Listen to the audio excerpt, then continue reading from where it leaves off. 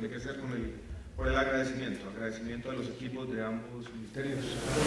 Como bien usted dice, doctor Miguel Sanfera, aquí tenemos un trabajo mancomunado, tratando de presentar, digamos, un diagnóstico y tratando de ponernos de acuerdo en el diseño de una política pública. Un trabajo que ha contado con el apoyo de organismos y organizaciones internacionales. Quiero agradecer también a la Oficina de Naciones Unidas contra la droga y el delito, a la Embajada Americana y a la Organización de Estados Americanos, en particular el CICAD, porque este es un esfuerzo colectivo.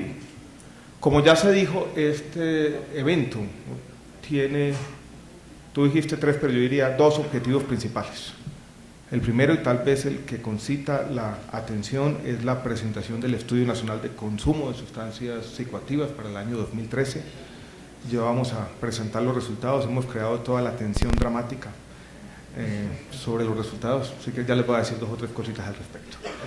Y el segundo tiene que ver con la presentación de una política pública, de los lineamientos generales de lo que llamamos nosotros el Plan Nacional para la Atención del Consumo de Sustancias Psicoactivas con enfoque de salud pública. Yo dijéramos, resaltar ese tema con enfoque de salud pública, un trabajo construido por ambos ministerios y que debemos entenderlo no como una política pública definitiva, sino como una política en construcción, donde todavía seguramente faltan detalles por afinar, pero se está presentando por primera vez, yo creo que en algún tiempo, una política pública consolidada en este tema, y voy a hacer una referencia somera a los lineamientos y objetivos principales de esa política pública. Sin ánimo de chiviar los resultados del estudio, y ahora que tengo aquí los micrófonos enfrente, yo quisiera decir lo siguiente, porque yo creo que vale la pena presentar los titulares o las principales conclusiones de esta manera. Luego cada un primer resultado positivo en un sentido que voy a enfatizar en un minuto, y es la reducción de las prevalencias en el consumo de tabaco, que disminuyen de manera sustancial en el periodo de comparación, que son los años 2008 y 2013. Y al respecto yo creo que vale la pena tener en cuenta que esta es una encuesta que no solo nos permite un nivel de representatividad entre estratos socioeconómicos, regiones, grupos etarios y género, sino también nos permite la comparabilidad en el tiempo, que tal vez es un aspecto fundamental. Y quiero resaltar la disminución de la prevalencia del consumo de tabaco, porque eso lo que nos está demostrando es que existe un campo abierto para políticas públicas eficaces. Lo que está pasando en el tema de tabaco en Colombia, yo creo que es el resultado de políticas públicas que han funcionado, y en particular de políticas públicas de promoción de la salud que han funcionado. Las prevalencias que hoy tenemos para el último mes, sin ánimo, repito, insisto, reitero, de chiviar los estudios, aproximadamente el 13%, son prevalencias que son una tercera parte de las que tenemos en el sur del continente. En Chile las prevalencias se acercan al 40%. Entonces yo creo que un primer resultado para todos es, aquí tenemos un espacio abierto para políticas que han funcionado. En eso el país ha tenido consistencia, las políticas públicas se diseñaron ya hace década y media, y hemos venido como sociedad teniendo éxito en la reducción de la prevalencia del consumo de tabaco, y eso es una excelente noticia para la sociedad y es una excelente noticia para nuestro sistema de salud, sobra decirlo. Eso significa una disminución sustancial en la carga de enfermedad en los últimos años. Es una primera pieza de buenas noticias. Otra, intermedia, tiene que ver lo que está ocurriendo con el alcohol, que uno podría resumir los resultados diciendo ahí tenemos una permanencia, constancia, dijéramos, en las prevalencias. Los resultados del último mes están por alrededor del 33-35%, en ese periodo de comparación 2008-2013 no ha pasado mucho. Nos preocupa todavía esas prevalencias altas de consumo en las edades de 12 a 17, donde supuestamente el consumo está prohibido. Pero en alcohol hay un camino por recorrer, no ha existido aumento.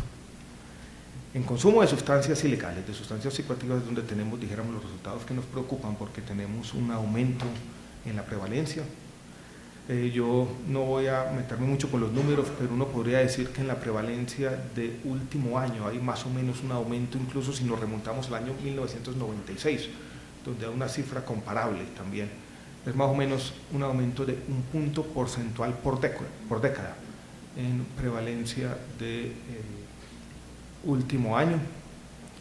Todavía podemos decir tranquilamente que la mayoría de los colombianos no usa o no consume drogas psicoactivas, pero tenemos un aumento que ya nos ubica en ese tercer o cuarto lugar en el contexto latinoamericano. Todavía las tasas del sur del continente, tanto de prevalencia como de incidencia, son más altas, pero aquí tenemos un campanazo de alerta, dijéramos, de políticas públicas. Y por eso estamos coincidiendo aquí con las dos cosas, presentando el estudio, pero también esbozando los elementos o lineamientos generales de una política pública. Hace aproximadamente 2 meses estuve en la ciudad de Medellín, y sobra decirlo, lo vamos a ver también, que en Antioquia están las prevalencias más altas de consumo de drogas psicoactivas. Y tuve una conversación con el alcalde de Medellín, que les cuento la anécdota, fue compañero mío de bachillerato, entonces pudimos hablar con bastante sinceridad, y yo le pregunté cuál es el principal problema de salud que tiene hoy el Valle de Aburrá, la ciudad de Medellín. Y él me dijo, sin pensarlo 2 veces, es el consumo de drogas psicoactivas.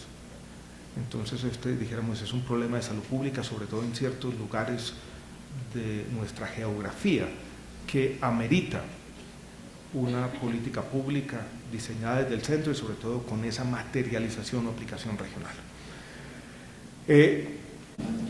Voy a chivar un poquito al viceministro con su indulgencia y les voy a contar un poco sobre los elementos principales del plan, que yo lo definiría de la siguiente manera. Primero, hay unos principios o unos lineamientos generales. El primero ya lo dije, pero yo creo que es fundamental, donde más o menos existe, dijéramos, un acuerdo, es lo que ha venido promoviendo nuestro presidente, y es el enfoque de salud pública. El segundo, ya lo mencionó aquí nuestro compañero de la Embajada Americana, es esa insistencia en políticas públicas basadas en la evidencia. Aquí no podemos seguir tomando decisiones con base en la ideología o con base en prejuicios de alguna clase. En una política pública como esta no tiene cabida la mata que mata, y cosas como esas que están bien basadas en otro tipo de consideraciones. La política también tiene que estar basada en un marco de derechos, es decir, no vamos a discriminar contra nadie, vamos a respetar las libertades individuales. Yo creo que eso también es importante. Los derechos y el respeto irrestricto a las libertades individuales. Tiene que existir, y aquí estamos con el Ministerio de Justicia, un abordaje intersectorial. Esto no es una labor solamente del Ministerio de Salud, no es una labor solamente del Ministerio de Justicia.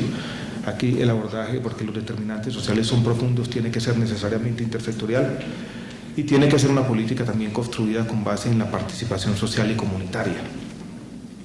Aquí tenemos que involucrar a la gente de la comunidad. Esos son los lineamientos generales. Como todo en política pública, es más fácil ponerse de acuerdo en los principios que en los medios, que es donde empieza, dijéramos, la discusión.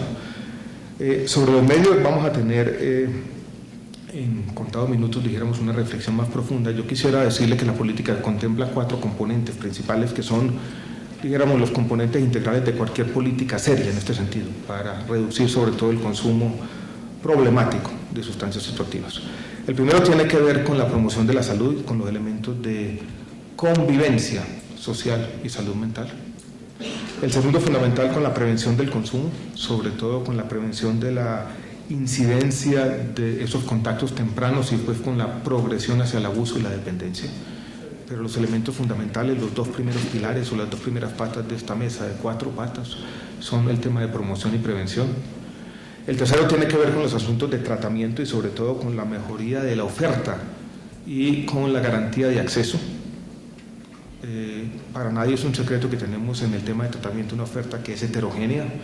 Empezamos a hacer un esfuerzo que ya se consolidó en la resolución 2003 de este año para la habilitación de los centros de tratamiento, pero de definir las condiciones de habilitación a tenerlas materializadas en la práctica hay un trecho largo, casi sobra decirlo, y tenemos que seguir trabajando en nuestro sistema de salud para garantizar unas condiciones de acceso.